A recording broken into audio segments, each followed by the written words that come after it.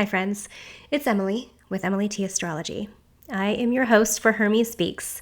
This is your weekly astro check-in where we listen to Hermes, Mercury, our messenger god of astrology. We listen to Hermes speak through the written word and bibliomancy, and sometimes through conversation and story.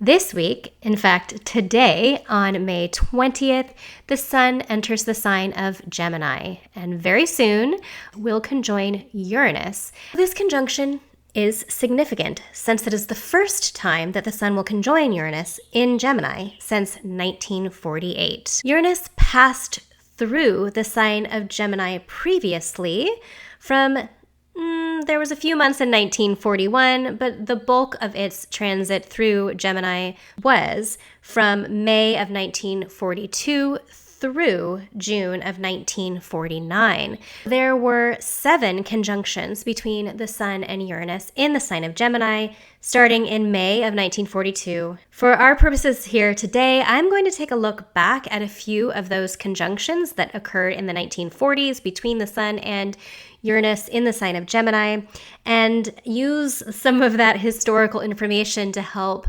provide some insight into what these two planets coming together in this sign might look like from an archetypal perspective. And then, of course, I will bring in a pull from a book, some bibliomancy, for some added oracular, mercurial insight and guidance.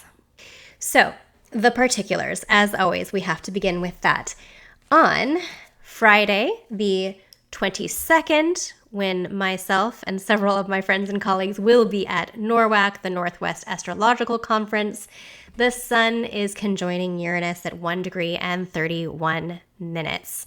And I gotta tell you, Sun Uranus, for a bunch of astro nerds, this is gonna be a great time for conversation, connection, and new conscious awareness of the stars and the cosmos. I'm excited. If you are at NORWAC, please come say hi.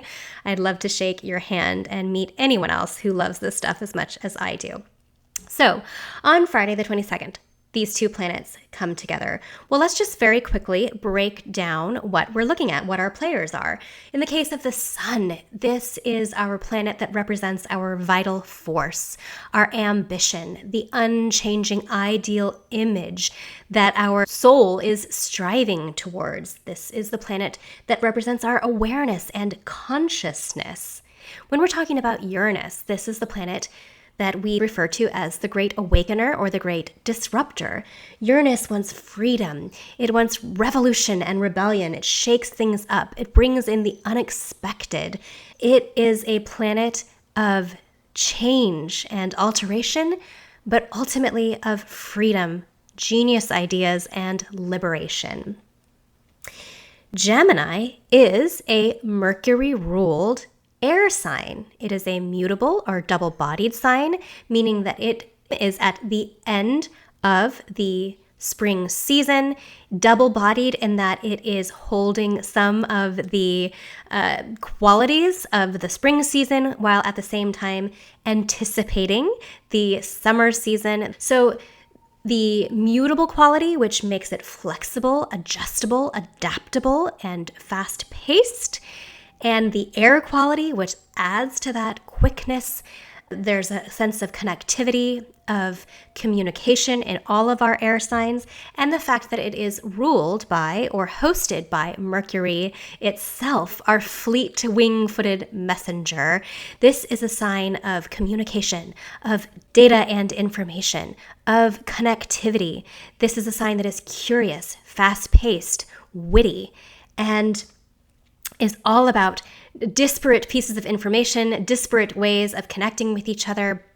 So when we put all of this together, Sun, Uranus in the sign of Gemini, what we are looking at is sudden, unexpected shifts in our perception, understanding, or awareness. These could be unexpected announcements.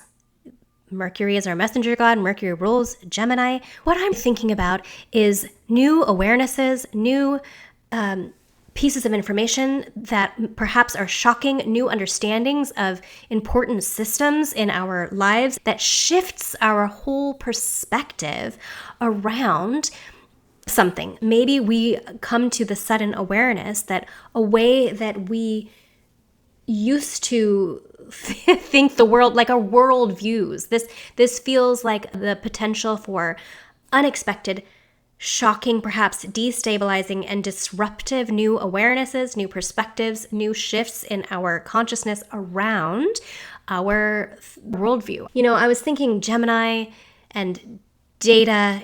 Gemini is a sign of all sorts of different pieces of disparate information and data, and I just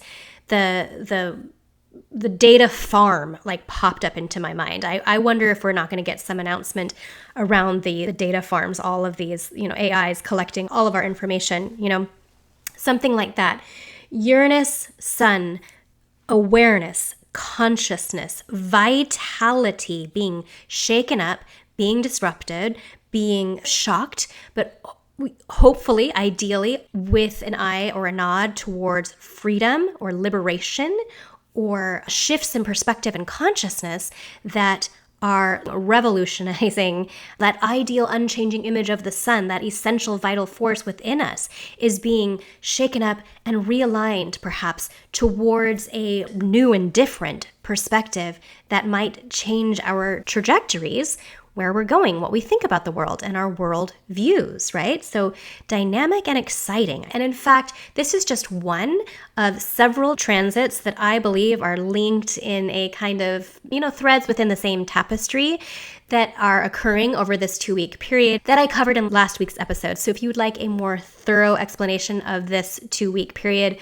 and several transits that I think are contributing to this generalized sense of shifts in perspective and awareness, then go back and check out last week's episode.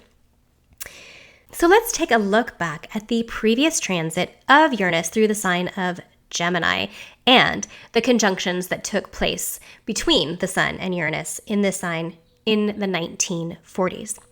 Uranus moved into Gemini on August 7th of 1941, but it was only there for a couple of months until October 4th of 1941, and then it backed up back into Taurus. It then moved into Gemini to stay for the next 7 years. By May 15th of 1942, it was there through August 30th of 1948, and then it did dip back into Gemini from November 12th, 1948 through June 10th of 1949, and then it moved into Cancer, not to return to Gemini until now, right? 80-something years later.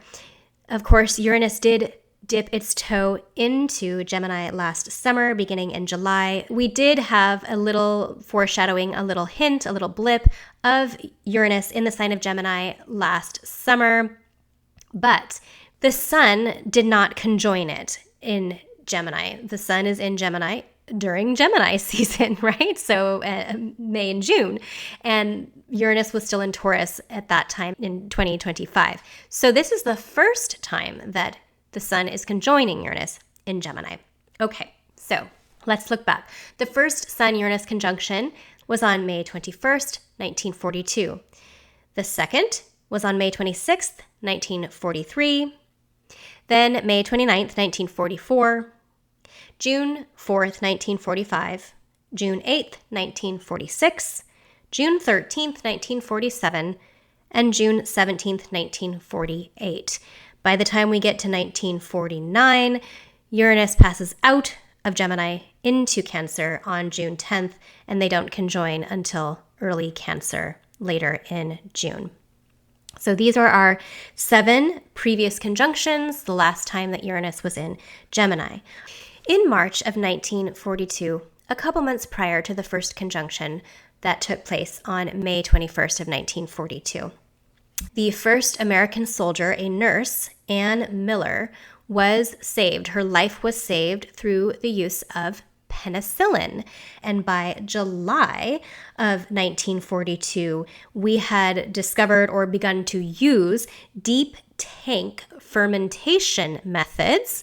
So this was a new innovative way of fermenting and creating penicillin that allowed us to mass produce and then mass distribute the drug, revolutionizing one of our healthcare processes, right? It revolutionized and really like upgraded our ability to save many lives once we had these fermentation processes that allowed us to mass produce and then mass distribute penicillin. So that time period in March, when the first American soldier was saved using penicillin, and then by July, when those deep tank fermentation processes were really getting underway, spans about 2 months on either side of that first Sun-Uranus conjunction in the sign of Gemini.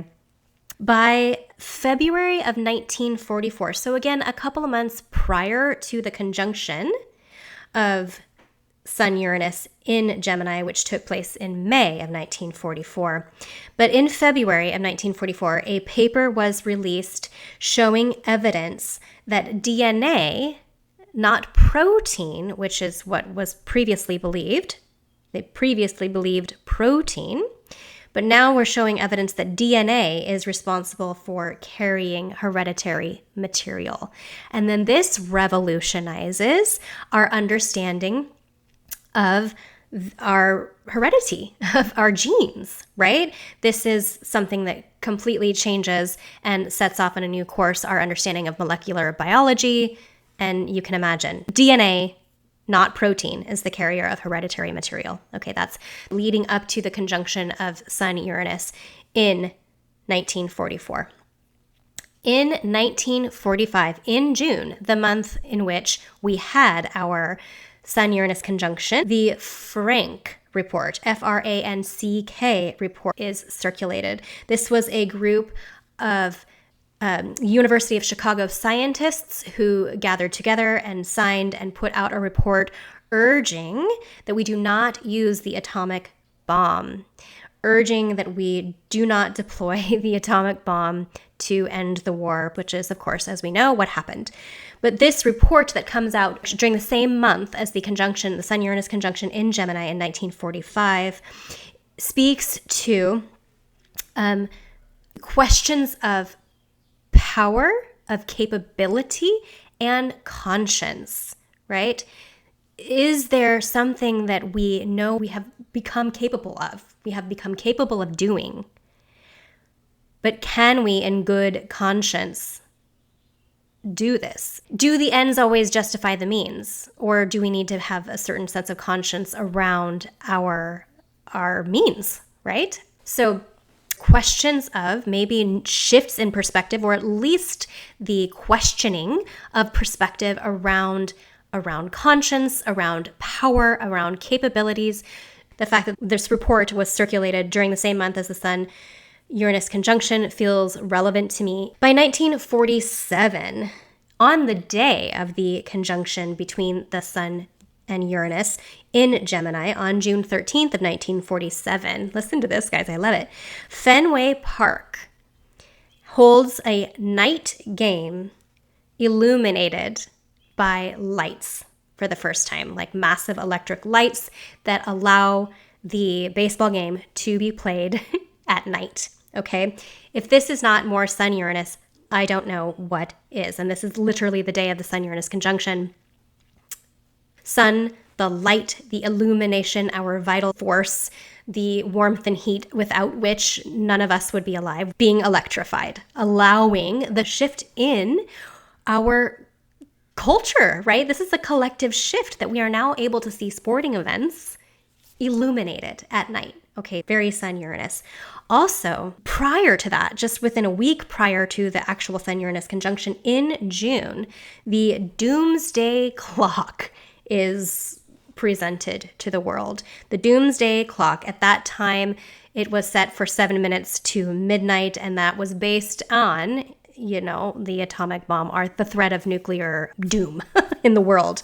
So the doomsday clock was a kind of like dreadful new awareness that culture was starting to recognize, starting to think about, revolutionizing our idea around these questions, those questions of conscience, right? Should we do what we are capable of doing just because we're capable of it, right? or will it lead to doom? So the doomsday clock unveiled for the first time in June 1947. Then, also in June of 1947, on June 24th, pilot Kenneth Arnold says that he has seen flying objects in the sky that look like saucers, and it sparks a huge conversation along with, I think, hundreds of other copycat reports of seeing these flying saucers. So we have this shift, this shakeup, this disruption around, is there alien life? It's shifting our perspective. It's shifting the zeitgeist. Are we getting images of these things? Like, what's happening? So that is very Sun Uranus in Gemini in 1947. So that is just a brief look back. Now we have these two planets coming together for the first time since then in Gemini. What does this mean for us? Are we going to see some new awareness around something? You know what I was really thinking when I was looking at all of this is the interstitial highway, or the interstitium, which is a third circulatory system that has been recently discovered within our bodies. In addition to the blood and the lymph, now we have this interstitium. I'm wondering if, something like this is coming up. Are we going to receive some new awareness, some new consciousness around our own bodies, our own health? Like, we're talking, we listed a couple of those examples. We have penicillin being able to be mass produced. We have the recognition that DNA carries hereditary material.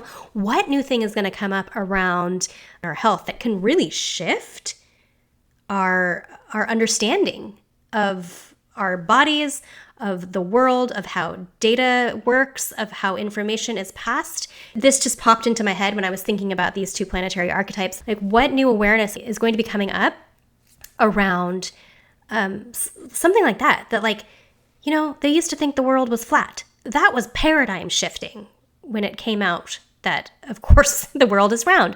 I'm re-listening to the telepathy tapes right now because I happen to be reading in my book club a novel written by a non-speaking autistic person.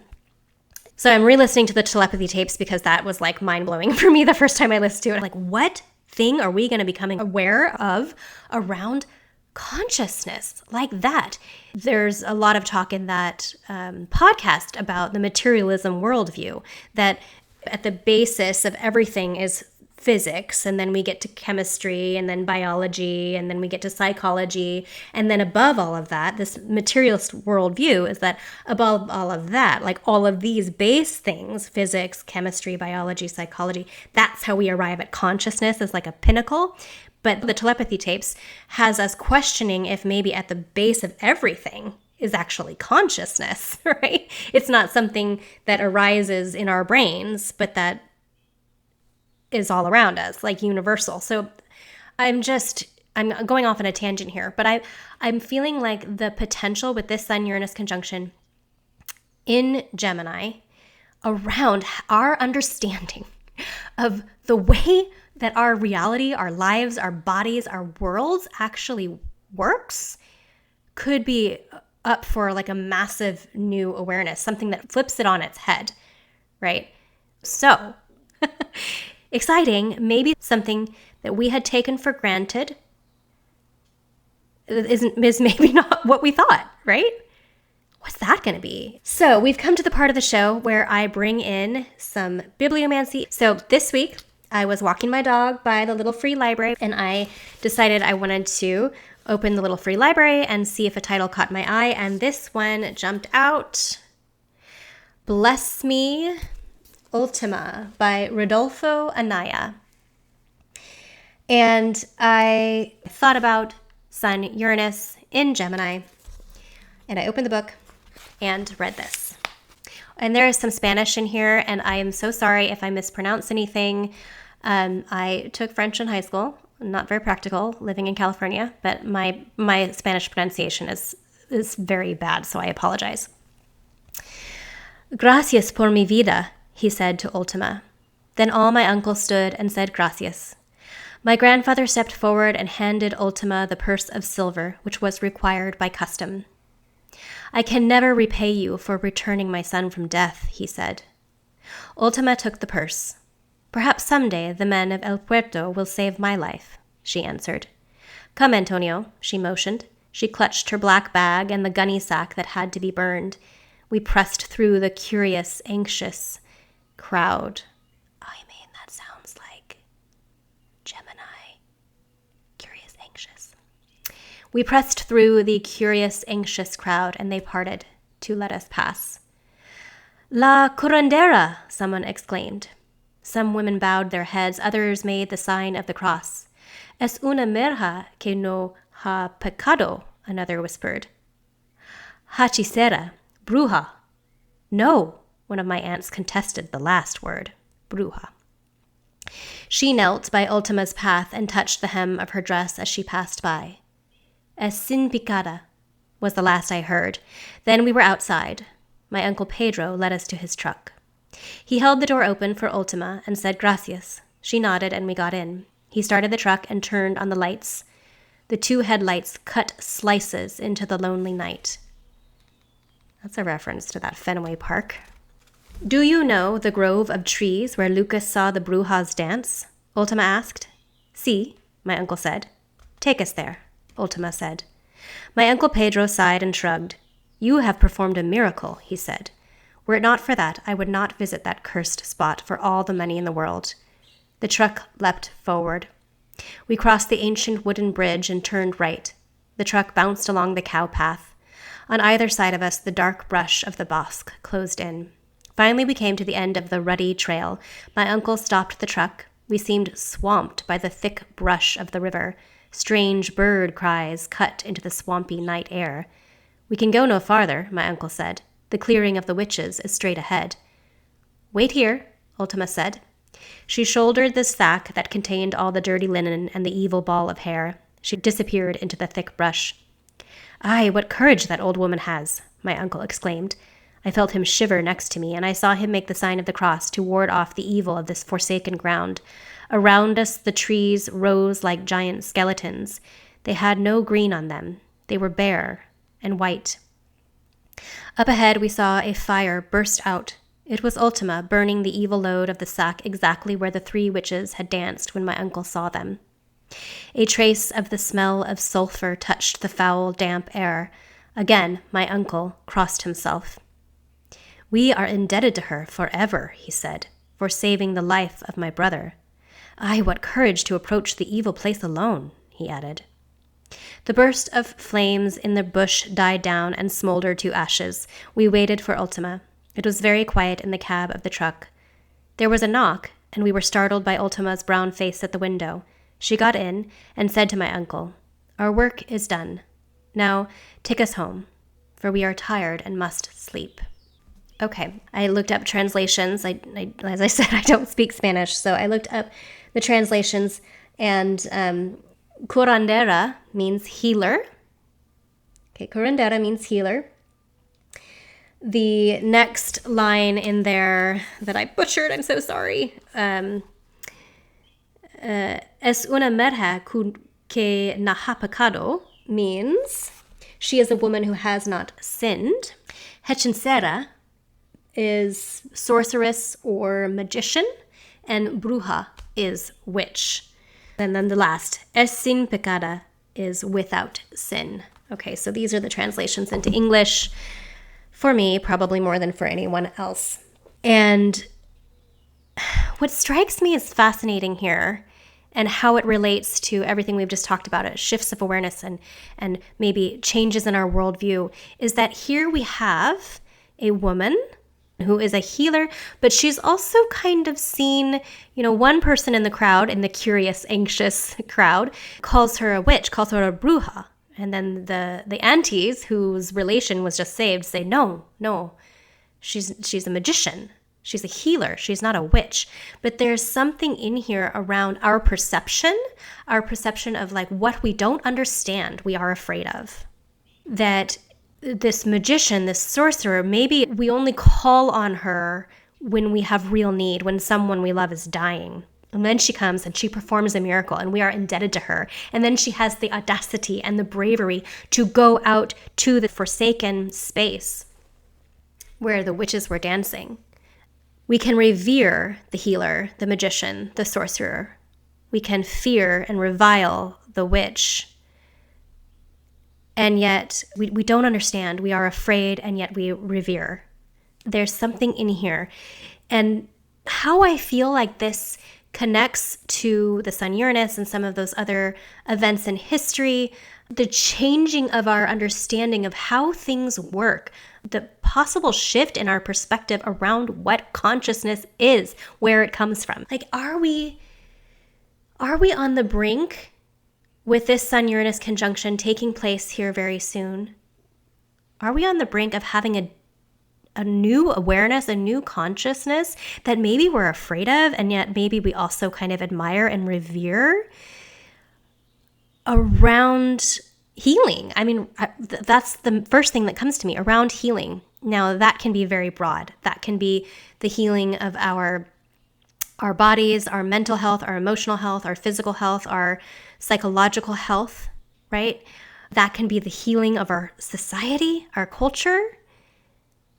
Are we on the brink of feeling perhaps like we have reached the point where it's desperate enough? Something is on death's door. Something to do with our worldview, with our understanding of the way things work. Something is on death's door. We are desperate enough that we will overcome our fear in asking the witch, asking the sorcerer, the magician, who works in miraculous ways that we don't quite understand. Are we desperate enough to ask the sorcerer, ask the person who is unafraid of going to the forsaken ground and burning the soiled linen of our lives? Are we at that point where we can ask the witch to help us? And is that going to allow for a new awareness around, she's not a witch. She's a healer. And maybe our idea of how things heal, we have been stuck in old ways of looking at that. Maybe there is nothing magical or mysterious about it. Maybe it's just a totally different way of working with energy, of working with healing, of working with consciousness. So I'm kind of like rambling here, but I hope that you get what I'm feeling out of this. This passage is the oracle, Hermes Mercury, speaking to us and saying, hey, you asked me about the Sun-Uranus conjunction in Gemini, the first one that's taking place since 1948, right? And what might this mean? This might mean we are presented with some new information around magic, around consciousness, around aliens, around something in our worldview that we have heretofore not understood. And because we haven't understood it, we have been afraid of it. And yet also kind of like quietly and surreptitiously intrigued by it, right? Maybe we're on the brink of some new understanding, some new awareness, some upgrade in our paradigms, our worldviews, our consciousness. And I guess that's my hopeful take. Everything that we believe in now, that we trust in now, that we kind of take for granted now, was new at some point. It was a paradigm shift that turned things on its head. We just take for granted that the earth is round, right? But when that came through, that was like, what? This is mind-blowing, right? So what mind-blowing new awareness is coming in for us during this time around healing, around what makes us whole, around our ability to access the things that we need to heal our loved ones and our society and our culture, right? I don't know. I'm rambling. This is off the cuff a bit. But I hope it was interesting. As I said, hey, if you're all at NORWAC, please come say hi to me. This is my 4th year going, and there's nothing like community. There's nothing like the community of people who share your vocabulary and your love and your interest, and being in a place where you don't have to defend or justify this passion for astrology. So please come say hi to me. Please like, subscribe, comment, share, click the notification bell, all of those things. I really do love this work. I love this work, and it really helps me to continue to take the time to make it when I know you're out there. So please do. Take care, everybody, and I will see you next week.